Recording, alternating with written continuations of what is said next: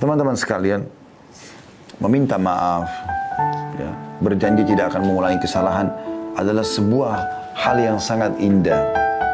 Hal yang sangat indah. Kalau Anda berbuat salah lalu Anda mengatakan, maafin saya janji tidak akan mengulanginya. Itu luar biasa, sangat melunakkan hati orang di hadapan kita.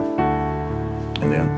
Makanya setiap orang buat salah, dia iklankan, dia minta maaf. Nah, kalau teman-teman mengatakan maafkan saya, itu kalau kepada Allah Subhanahu wa taala sama dengan Anda mengatakan astagfirullah. Istighfar itu permohonan maafnya. Kalau janji, tulisan ikrar misalnya, atau ikrar dengan lisan tidak akan mengulangi, itu namanya taubat. Jadi kalau teman-teman gabung astagfirullah wa atubu ilaih, artinya ya Allah, aku minta maaf dan aku janji tidak akan mengulanginya. Seperti itu. Nah, teman-teman sekalian, taubat ini perlu kita lakukan. Karena Nabi SAW sendiri sebagai pimpinan kita dan utusan Allah mengatakan, aku beristighfar dan bertobat kepada Allah sehari, setiap harinya 70 sampai 100 kali. Seperti itu. Ya. Apalagi kita gitu ya. Padahal Nabi SAW sudah diampuni dosa-dosanya, tapi masih seperti itu. Nah, taubat ini teman-teman indah sekali. Karena dengan taubat, maka semua kesalahan Anda dimaafkan. Plus lagi, fasilitas yang terhalang karena kesalahan Anda akan diberikan. Contoh misal Anda di kantor, Anda kerja. Lalu Anda buat satu kesalahan, misalnya telat datang, atau Anda tidak menyelesaikan pekerjaan atau apa saja. Lalu cara yang terbaik adalah Anda minta maaf dan Anda coba perbaikin. Anda ajukan permohonan maaf, Anda janji tidak akan mengulanginya, lalu Anda janji juga memberikan tanggalnya atau waktunya ya, the time-nya itu akan diselesaikan. Maksud saya waktunya akan diselesaikan pada hari ini atau pada jam ini gitu. Dan Anda tepati itu. Maka saya yakin nanti perusahaan akan memaafkan kesalahan Anda dan akan mencairkan semua fasilitas atau memberikan fasilitas yang sudah dijanjikan. Karena Anda lakukan itu. Seperti kurang lebih itu rasionalnya orang kalau bertaubat. Seperti itulah. Allah Subhanahu wa taala memerintahkan kita teman-teman untuk selalu taubat. Ini adalah perintah dalam banyak ayat Al-Quran, gitu kan? Dalam surah An-Nur misalnya, ayat 31, dan bertobatlah kamu sekalian kepada Allah, hai orang-orang beriman, agar kamu beruntung. Wa tubu ilallahi jami'an ayyuhal mu'minun la'allakum tuflihun. Ya. Allah SWT menyuruh itu. Kemudian juga dalam surah At-Tahrim ayat 8 juga begitu. Hai orang beriman, bertobatlah kepada Allah dengan taubat yang ikhlas. Ya. Alladzina amanu tubu ilallahi taubatan nasuha. Jadi kan? Dan cukup banyak ayat Al-Quran yang membahas masalah itu. Begitu juga perkataan Nabi Nuh AS kepada kaumnya. Wa qul istaghfiru rabbakum innahu kana ghaffara. Dan Nuh pun berkata kepada kaumnya, mohon ampunlah kepada Tuhan kalian karena dia maha pengampun. Manfaatnya apa?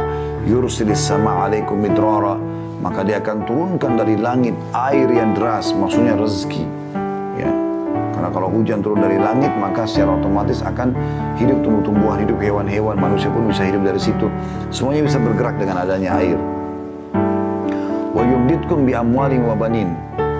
Dan dia akan memberikan tambahan keturunan dan harta buat kalian. Makanya pernah teman-teman sekalian, ada orang yang datang kepada Hasan Basri rahimahullah, 3 orang. Tiga-tiganya punya masalah nih. Yang satu datang mengatakan, wahai imam. Imam itu kalau kita kiai di Indonesia ya. Saya sudah lama sakit, tidak pernah sembuh. Sudah berobat sana sini, tabib ini, tabib itu, tapi belum sembuh. Apa saran Anda? Kata Hasan Basri, istighfar dan bertobat kepada Allah. Tapi yang benar, yang nasuha, yang tulus kepada Allah. Orang itu pulang. Masuk orang kedua. Dari sini perbanyak istighfar ya, kata Hasan Basri. Bukan cuma istighfar dan tobat saja pulang, enggak. Perbanyak. Lisanmu selalu astagfirullah wa atubu ilaih, terus sampai engkau melihat jalan keluarnya. Datang orang kedua mengatakan, wahai imam, saya sudah lama menikah. Ini saya sama istri saya, kebetulan sama istri datang ke rumah Hasan Basri, rahimahumullah semuanya. Lalu dia mengatakan, kami sudah 10 tahun menikah, belum punya anak. Apa saran Anda? Kami sudah coba ke tabib ini, tabib itu, tapi juga tidak bisa. Ya, kami dapatkan solusinya. Kata Hasan Basri, perbanyak, garis bawah kalimat perbanyak istighfar dan taubat. amalkan.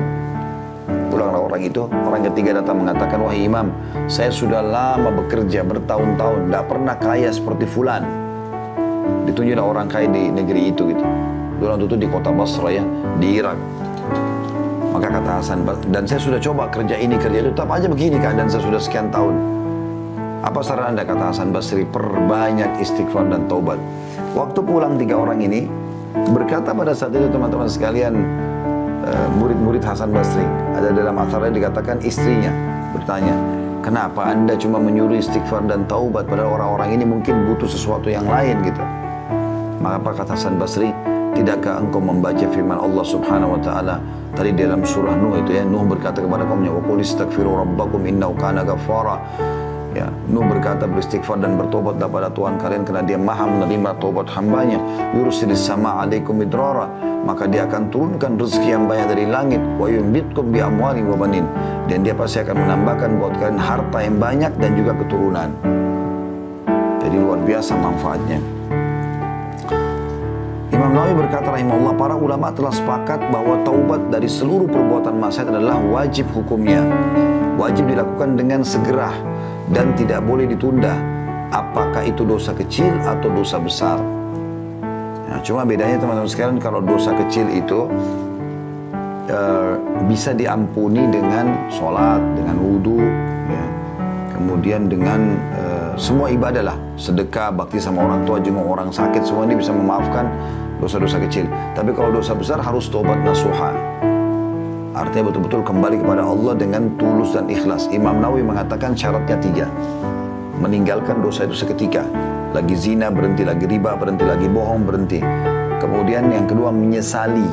Dan yang ketiga berjanji kepada Allah tidak akan mengulanginya. Subhanallah, ini tidak sulit ya. Karena meninggalkan dosa itu bisa kita kerjakan setiap saat. Menyesal ini, kata ulama, semua orang yang buat dosa, Allah akan datangkan penyesalan. Allah datangkan penyesalan. Jadi penyesalannya itu semua muncul, kayak orang habis berzina, orang habis menipu, hilang itu, muncul itu rasa menyesal. Sudah ada. Kemudian yang ketiga, janji sama Allah tidak akan mengulanginya, maka akan diterima taubatnya insya Allah. Seperti itu. Kita tutup teman-teman sekalian dengan beberapa sabda Nabi SAW, diantaranya, sesungguhnya Allah Subhanahu Wa Taala selalu membuka tangannya di waktu malam untuk menerima taubat orang yang melakukan kesalahan di siang hari. Dan sesungguhnya Allah membuka tangannya pada siang hari untuk menerima taubat orang yang melakukan kesalahan di malam hari. Begitulah terus hingga matahari terbenam dari barat. Ya, maksudnya di sini, terbenam, ya, terbit dari barat sampai terbit dari barat. Hadits yang selanjutnya, Allah Subhanahu Wa Taala sangat gembira dengan taubat hambanya. Jadi Allah ini subhanallah tidak mau kita masuk neraka, mau kita masuk surga. Makanya dia sangat gembira dengan taubat hambanya. Dan kita tutup dengan ini teman-teman sekalian insyaAllah. Kata Nabi SAW, Allah lebih gembira dengan taubat hambanya dibandingkan seseorang di antara kalian yang membawa seluruh bekalnya di atas tunggangannya. Ya, digambarkan tunggang itu zaman dulu seperti unta misalnya, dia bawa semuanya bekalnya. Kalau anda mungkin naik mobil di zaman sekarang, membawa seluruh harta yang anda punya, simpanan anda, bawa di mobil. Kemudian kata Nabi SAW, dia melewati padang pasir yang tak bertuan, nggak ada orang, nggak ada hewan, padang pasir tandus. Dia jalan, kemudian dia capek, dia istirahat di bawah sebuah pohon. Pohon itu pun bukan pohon yang rindang. Kemudian dia tertidur, waktu dia bangun, dia tidak menemukan untanya sama bekalnya, hilang.